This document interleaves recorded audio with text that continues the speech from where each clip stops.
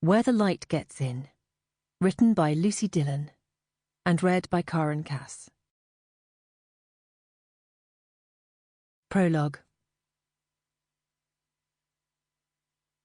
Betty Dunlop wasn't scared of death, but then she hadn't been scared of the Luftwaffe, the Cold War, the threat of a nuclear winter, salmonella, cholesterol, or any of her 3 varyingly awful husbands. Lorna Larkham, though, wasn't quite so relaxed about it, and the closer death glided towards Betty's bedside in St. Agnes's hospice, the faster Lorna's own heart beat inside her chest, so hard she had to force her legs from twitching and getting up and running away. The carriage clock beside her seemed to have stopped. How could it still be just 7 o'clock?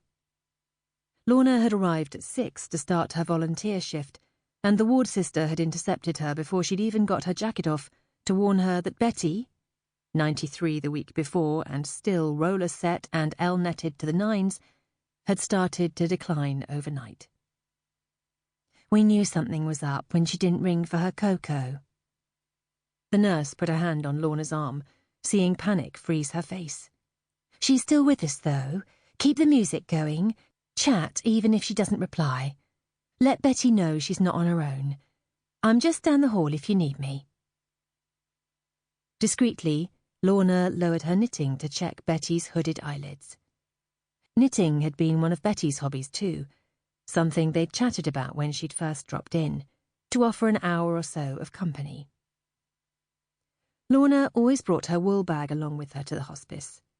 She found the rhythmic clicks and loops helped to fill the moments when the residents she was sitting with were half there, half not. Familiar noises for many of them, a childhood sound of mothers, aunties, darning and knitting, nattering away. As Lorna worked the rows, something of their characters seeped into the pattern. Later, scraps of wool stuck between the needles reminded her unexpectedly of June's knowing eyes or Mabel's silk flowers. Betty, she already knew, would always be moss stitch. Textured and Kelly green, the clean smell of Pear's soap. She was about to turn her work round when an invisible nudge made her glance up.